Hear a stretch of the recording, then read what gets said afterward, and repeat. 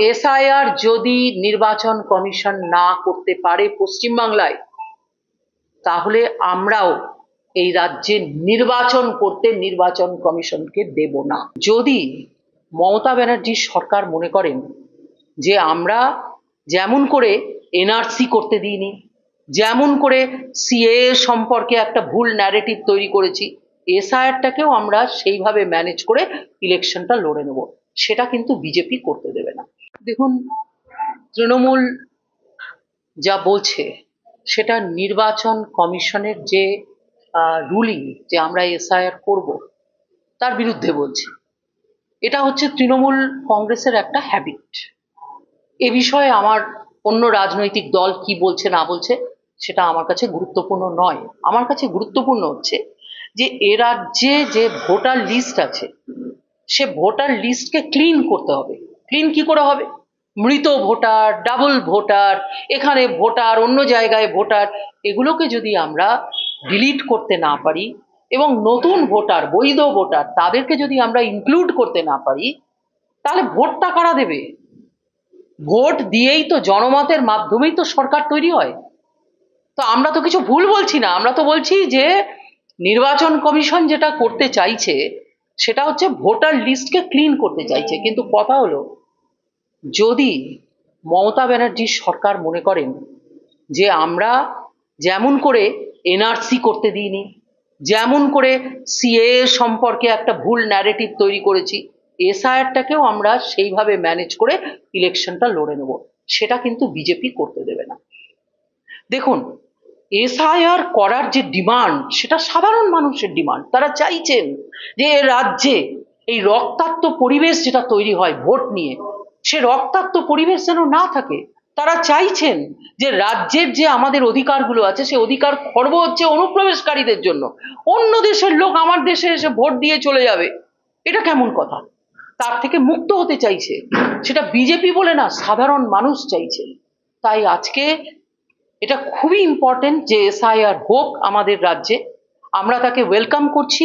এবং একটা কথা, একজন বিধায়ক হিসাবে, বিজেপির একজন সর্বভারতীয় মহিলা লিডার হিসাবে একটা কথা আপনাদের সামনে অন রেকর্ড বলে গেলাম, যদি রাজ্যে এসআইআর করতে না পারে নির্বাচন কমিশন, তাহলে কিন্তু আমি এই মালদা থেকে ট্রেনে উঠে নির্বাচন কমিশন মানে ইলেকশন কমিশন অফ ইন্ডিয়ার ওই যে আমাদের বিখ্যাত জ্ঞানেশ কুমারজি যে এত সুন্দর একটা প্রেস কনফারেন্স করলেন, আমি কিন্তু তার দপ্তরে গিয়ে শুয়ে পড়বো। আমি কিন্তু ইলেকশন, যতক্ষণ না ইলেকশন কমিশন যেভাবেই করুন না কেন, যেভাবেই করুন না কেন এসআইআর করতে হবে।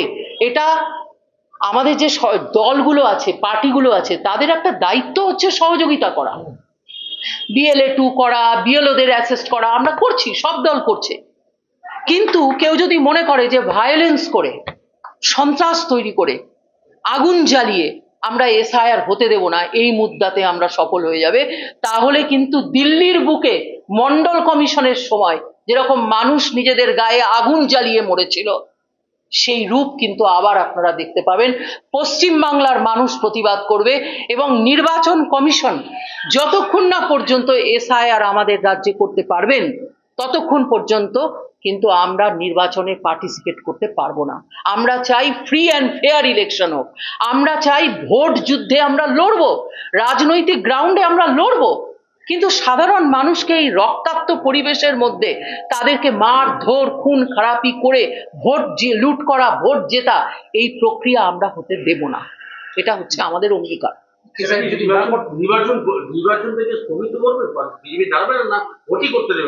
দেখুন, নির্বাচন কমিশনের দায়িত্ব হচ্ছে যেটা ওনারা ডিক্লেয়ার করেছেন যে পশ্চিমবাংলা এবং অন্যান্য রাজ্যে এসআইআর হবে।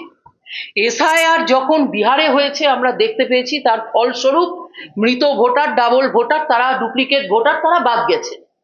এবং তাতে কার লাভ হয়েছে? সাধারণ মানুষের লাভ হয়েছে। আজকে আমাদের পশ্চিমবাংলায় যদি এসআইআর করতে কোনো কারণে নির্বাচন কমিশন অসমর্থ হয় এবং কোনো বা কারা যদি মনে করেন যে আমরা সন্ত্রাস করে নির্বাচন কমিশনকে এখান থেকে ভাগিয়ে দেব এবং আমরা এসআইআর করতে দেব না, তাহলে তারা ভুল করছেন। দিল্লির বুকে আগুন জ্বলবে এবং মন্ডল কমিশনের যখন হয়েছিল তখন যেভাবে আগুন জ্বলেছিল সেভাবে জ্বলবে। নির্বাচন কমিশনের সামনে গিয়ে আমরাও কিন্তু দাঁড়াবো এবং আমরা বলবো যে আপনাদের এসআইআর করতে হবে, এসআইআর করতে হবে, এসআইআর করতে হবে এবং এসআইআর করার দায়িত্ব নির্বাচন কমিশনের। সে কিভাবে করবে, কার মাধ্যমে করবে, কোন প্রশাসনিক ইনফ্রাস্ট্রাকচার ইউজ করবেন, তারা পুলিশ নামাবেন না মিলিটারি নামাবেন তাদের ব্যাপার, আমরা জানি না।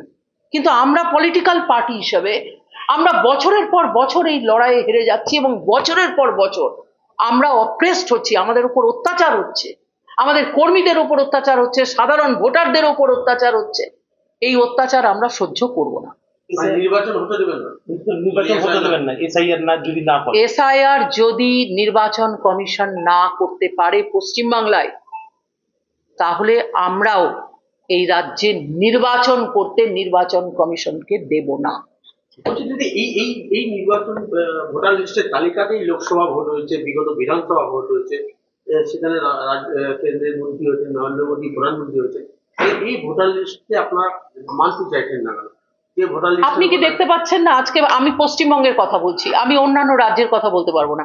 আপনি কি চোখে দেখতে পাচ্ছেন না যে পশ্চিমবাংলায় যেভাবে অনুপ্রবেশকারীরা এসে আমাদের ভোটার লিস্টের দখল নিয়েছে?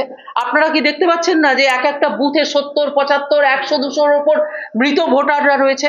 আপনারা কি দেখতে পাচ্ছেন না যে একটা মানুষের 4 জায়গায় ভোটার কার্ড আছে, কেউ বাংলাদেশে ভোট দিচ্ছে, কেউ এখানে ভোট দিচ্ছে? এটা কি আপনারা দেখতে পাচ্ছেন না? এটা তো পশ্চিমবঙ্গে একটা একটা খোলা বিষয়, ওপেন বুক। অন্য রাজ্যের কথা আমি বলতে পারবো না, পশ্চিমবঙ্গের কথা বলছি। এখানে যদি এসআইআর করতে অসমর্থ হয় নির্বাচন কমিশন, তাহলে আমি একজন লিডার হিসাবে বলছি, আমিও কিন্তু নির্বাচন কমিশনকে ঘেরাও করে রাখবো। আমি কিন্তু নির্বাচন করতে দেব না। আমাদের ভোটার লিস্টকে আগে ক্লিন করতে হবে। আর যদি ভোটার লিস্টকে আপনারা ক্লিন করতে না পারেন, তাহলে এই রাজ্যের মানুষ সে ভুলভাল ভোট দেবে, অন্য লোক অন্য মানুষের ভোট দিয়ে যাবে। এই ধরনের অত্যাচার আমরা আর মানুষকে সহ্য করতে দিতে পারবো না। বলছি, এই সিদ্ধান্ত কি আপনার ব্যক্তিগত না বিজেপি দলের সামগ্রিক সিদ্ধান্ত? এই সিদ্ধান্ত প্রত্যেকের, যে রাজ্যে এসআইআর হোক, এটা বিজেপির সিদ্ধান্ত বলে নয়, এটা সাধারণ মানুষের সিদ্ধান্ত। আপনি পথে বেরোন, আপনি চায়ের দোকানে যান, আপনি মানুষের কাছে যান, ক্লাবে যান, সবাই একটা কথা জিজ্ঞেস করে, দিদি এসআইআরটা হবে তো? দিদি এসআইআর হবে তো? যেন এসআইআরটা একটা মানুষের আশা। কেন এসআইআরটা মানুষের আশা? তার কারণ হচ্ছে মানুষ বারবার ধাক্কা খেয়েছে, রক্তাক্ত হয়েছে পশ্চিমবাংলা, এবং মানুষ, পুলিশ সবাই মার খেয়েছে, পোলিং অফিসার থেকে শুরু করে এভরিবডি। তাহলে আজকে পশ্চিমবাংলার মানুষ, তাদের ডিমান্ড এটা। আজকে বিজেপি একটি দল, একটি রাজনৈতিক দল, আমরা মানুষের কথাই তো বলি, প্রত্যেকটি দল মানুষের বক্তব্যই তো রাখে। তো সেই হিসাবে মানুষের কথা বলছি আমি।